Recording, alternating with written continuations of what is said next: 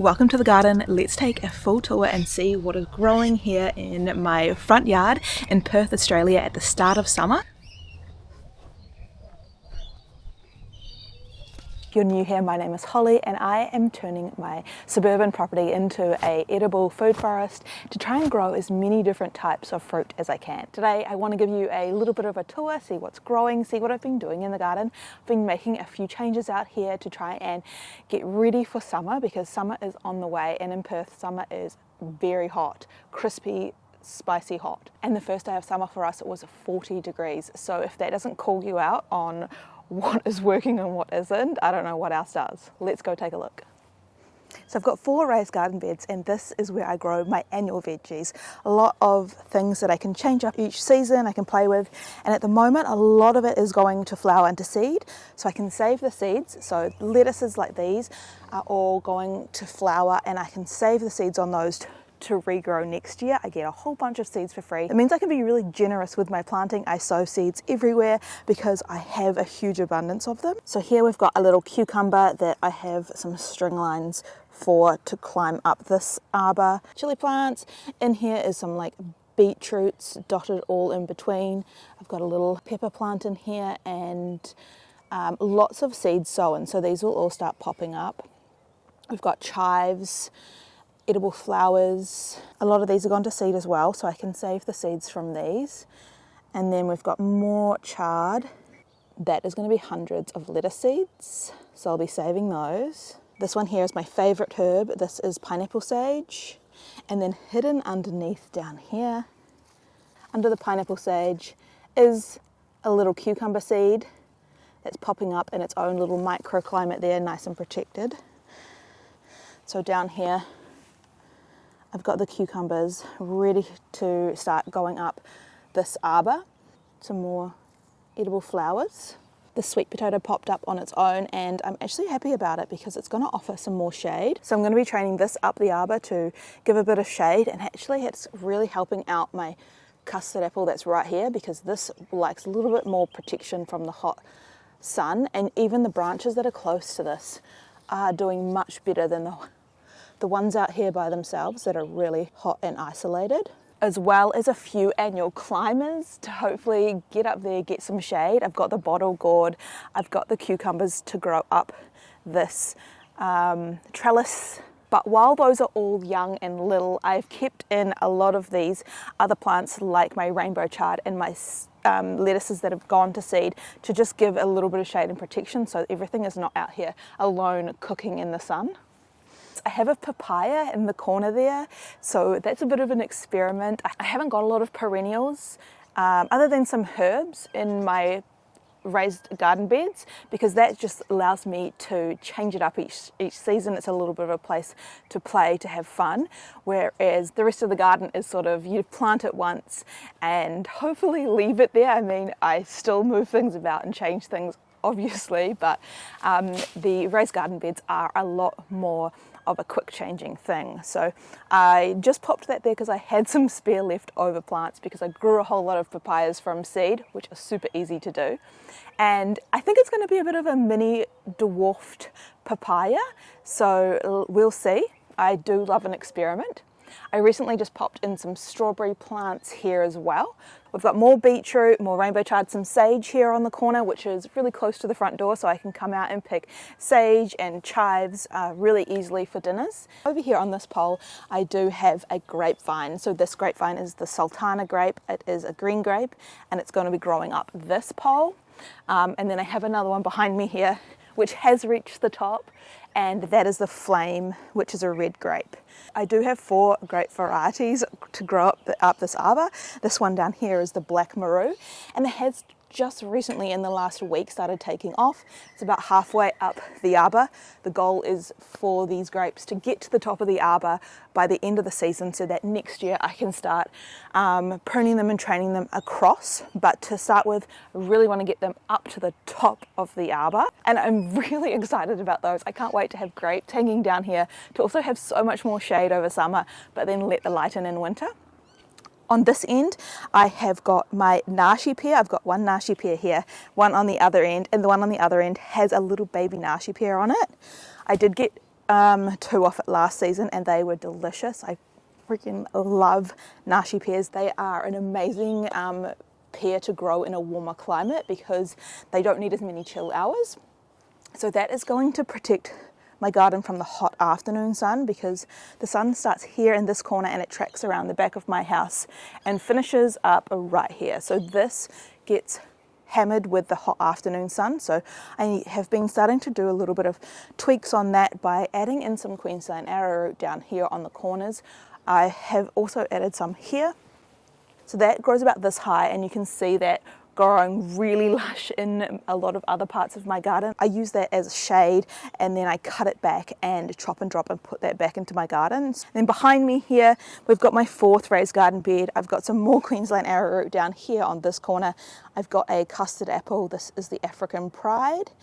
I also have some self-sown tomatoes, so we have a few tomatoes on those. I ended up planting more cucumbers on this trellis. Originally, I planted some rock melons and I thought all the seeds got eaten, but I've noticed a few popping up. So I'll either have rock melons and cucumbers on this, and I'll probably have the same over here.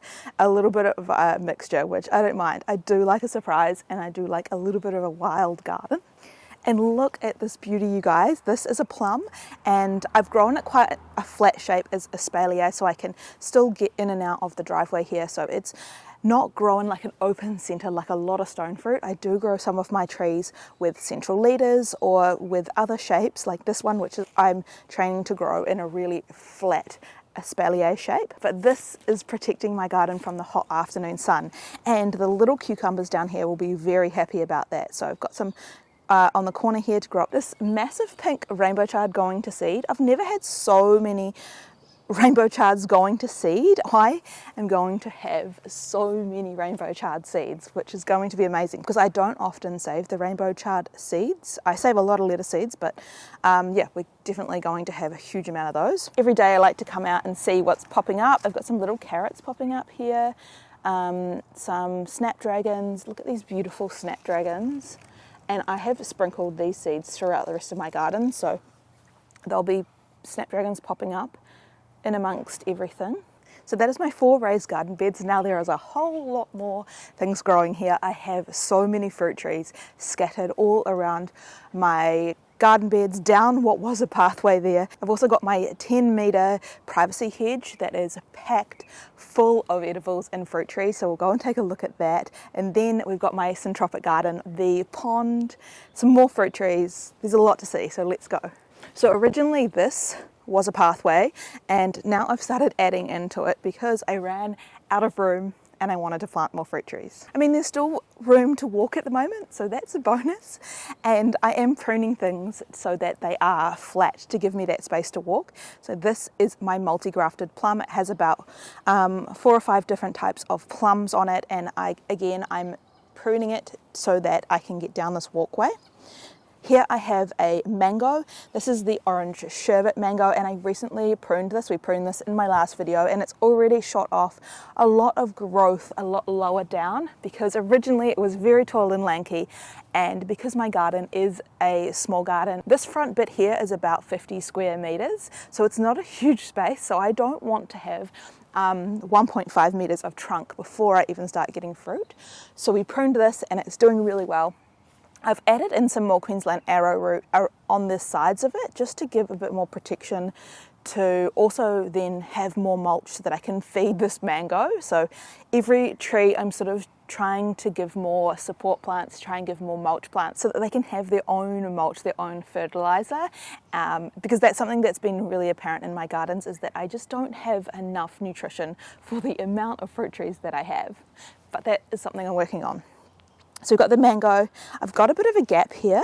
So there used to be a seed-grown papaya here, which didn't last. I'm debating what to put here because the space will eventually disappear. With the mango here, I have an avocado behind this shade cloth here and this feed jar. So this isn't a space that is going to be available for long term. So I don't know what I'm going to put here. I'm either going to put some dwarf bananas. That's probably what I'm going to put here actually, is the dwarf bananas, some dwarf Ducasse bananas.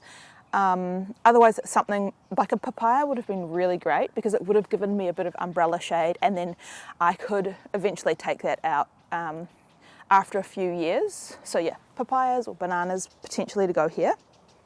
Behind the shade cloth we've got my Linda avocado.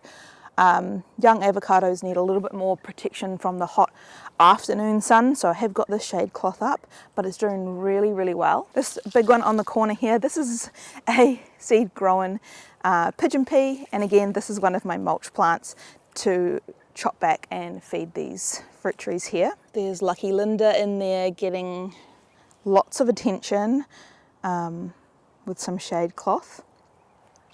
Again, you can see I've just been adding in here in the gaps. This one here is my Indian blood peach, and like I said before, I'm pruning this one to be more of a central leader, to be more vertical growing. It has got two main stems and then little ones branching out from that, so it's more like a Christmas tree shape, so that I can keep it really narrow and grow up rather than cutting it, making it open vase, because that's going to take up a lot more space in this line of trees, because I really want to keep this pathway open. So yeah, some of my fruit trees are more central leader, are more Christmas tree shaped to save room in a small garden. So along from my peach we have my custard apple. This is the Hillary white custard apple. And more Queensland arrowroot. We've got New Zealand spinach. Got the New Zealand spinach down here fighting some of this grass as an edible ground cover. And then in here is my Bullock's Heart custard apple seedling, which is doing really well. It's got a little bit of a nest in here, surrounded by the Queensland arrowroot to protect it. Then through here is my starfruit. It's got its own little microclimate in here, which is much more protected, surrounded in plants. Then we have my apium, the cotton candy apium. Some beautiful New Zealand spinach ground cover down here, loving a little bit more of the shade and moisture. We've got the soursop, more Queensland arrowroot, and this is my buffer against the hot driveway. So that's where we were in here. That's the soursop. That's that row down there, and on the end I have got my hardy plants like my pomegranate. We'll look at that in a minute. Let's go and look at this 10-meter privacy hedge. I mean, you can't even see the road anymore, so it's doing its job.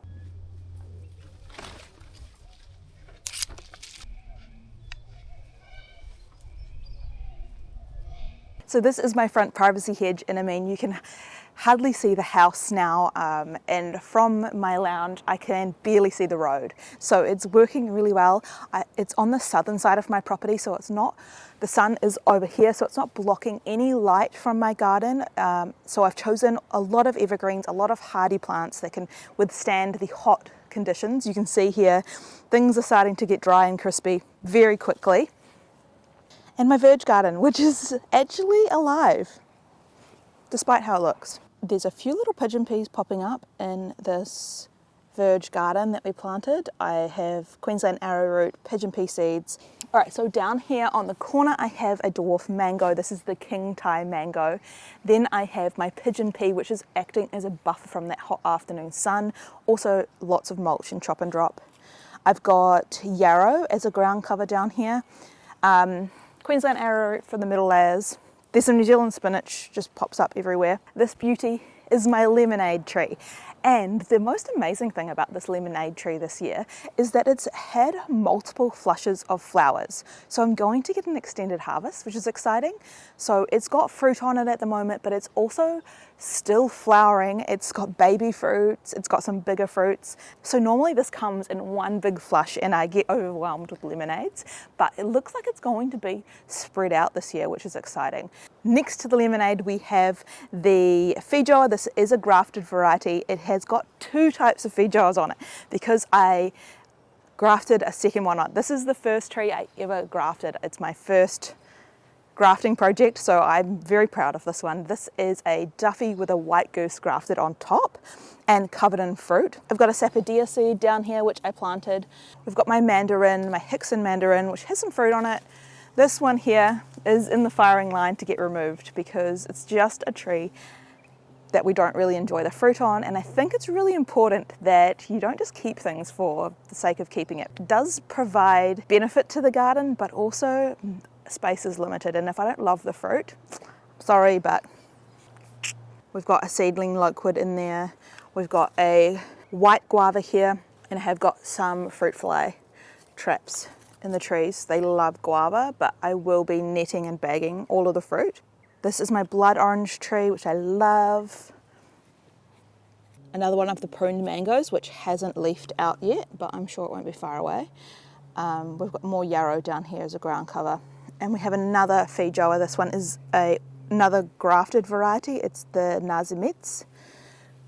Queensland arrowroot in here is the middle layer. Then we have my dwarf Tahitian lime. And this stick in here is the sweet tart mango, and it is starting to push new growth since we cut it. So it won't be long, and then this one will have new growth, and again it won't be so lanky and long. And next to that we have a sapodilla. So this is a grafted sapodilla, which is also known as the brown sugar fruit. Tucked away in there, it's got a really nice little microclimate in there, nice and shaded and protected. Next to this big rosemary. All right, so this is probably my most exciting garden at the moment. It's looking so good. This was just started from a patch of bare dirt. So you can see Queensland arrowroots are doing all the legwork. This garden would not be anywhere near as lush without these. If you deleted all of these from my garden, there would be a lot more gaps. It would be a lot hotter. They're really helping bring the temperature down. This is my moringa. So this has been getting hammered by the snails. There's a few on it at the moment, but it's pulling through and it is getting taller. So this is going to be my shade tree for this part of the garden. I really want a beautiful canopy with these leaves. It's going to give a really good dappled light to my tropicals like my starfruit, my soursop. And underneath it I do have a Brazilian cherry popping up. Then in the middle there I've got my choquette avocado. I've got a Louisa plum here and an actual seed grown guava that popped up out of the compost, the worm castings. So it's in there for now, but may not stay there. This is my native hakea, and then I have got my lemon mango on this side. So this garden bed will eventually be mango and avocado with a plum in the middle. But at the moment it's surrounded with pigeon pea, Queensland arrowroot, moringa. All of these things help me get it established. Then we can chop and drop and feed those plants. So it's very dense at the moment, but that is exactly what I want for a hot summer here in Perth. I want as much density as I can, as much shade as I can. So I'm still not there yet. I need more. And then on this side of the garden bed, here's the choquette avocado again. We have another sapodilla. I've got a midnight velvet black pomegranate. We've got New Zealand spinach down here as a ground cover, some edible flowers. I recently popped in some seed grown cherry guavas, a lemon cherry guava, just because I have them sitting around, so they may as well be in here, start providing some shade and some food. I can eventually cut those out. I've got a kwai muck. I've got my bird bath in here, which the snails are loving at the moment. And then over here we've got, this is my dwarf ducasse, which I was hoping was going to send out some pups that I could put some around the place. But at the moment it doesn't have any side pups, but it is growing really quickly and it is looking amazing. There's just something about bananas in the garden that make it look more tropical, and I just cannot wait to be harvesting racks of bananas. I feel like that is my ultimate goal, is to be harvesting racks of bananas, and I'll feel like I've made it. Can you imagine just like this garden here and there's like a rack of bananas hanging there? Like, I feel like that's it. Key. So I do want to have a few other patches of bananas, and here in Perth it is so warm, which bananas love. The only thing they don't love is the wind, and I have a lot of wind, so just creating some little buffers, wind barriers, is going to really help it, and growing shorter dwarf varieties. I have a plantain banana out the back and it is so tall, it gets hammered with wind. All the leaves get shredded, and then when the leaves are shredded they aren't able to photosynthesize as much, so you're going to get smaller racks of bananas or no racks of bananas. So if you live in a windy climate, that's a tip for you, grow dwarf bananas. On this end of the garden bed is my Paxton prolific custard apple, and I've added some more Queensland arrowroots here on the edges of these two garden beds, again to try and just give a buffer to protect these beds from getting so hot from the sun in summer. I can always delete them, I can always chop and drop them.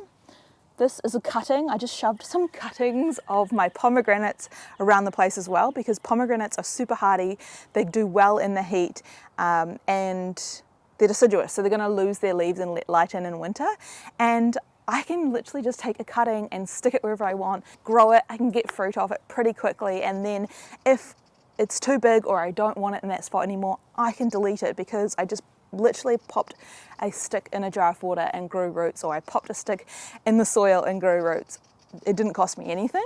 I haven't really talked about this garden bed too much, but this garden bed, this was an existing garden bed when we bought the house, and it just had some dead roses in it. So it hasn't ever really done too well because it's under the eaves of the house. It doesn't get rain, and it gets a lot less sun because the house shades it out first, but it's starting to come together.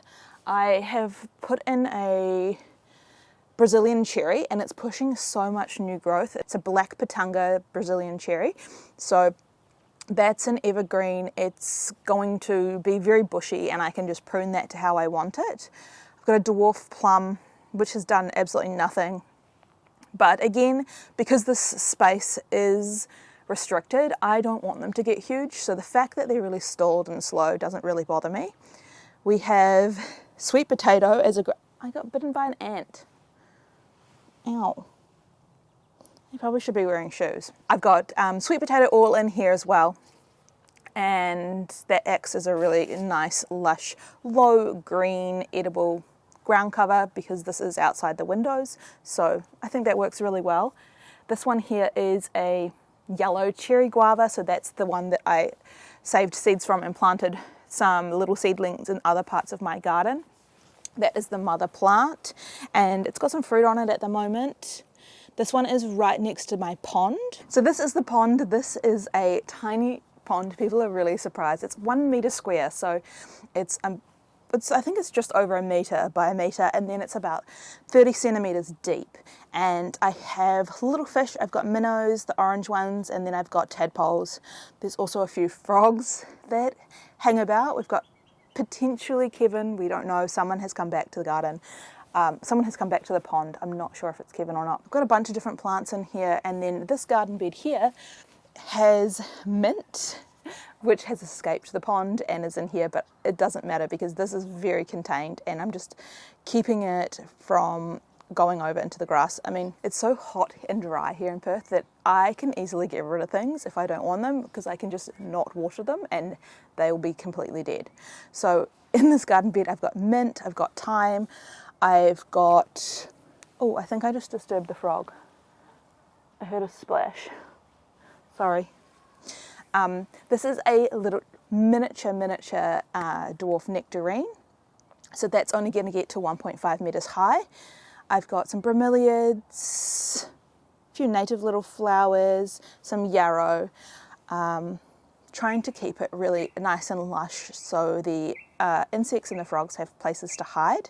Lebanese cress. But yeah, I love this pond. It is tiny but very mighty for beneficial insects and wildlife, and also because it's right outside my office or outside my window, I can get the most enjoyment out of it, and I can see things happening that I wouldn't normally see, because if I come out here, often the frogs get scared or things get scared, but I can see them through my window and be a little bit more stealth.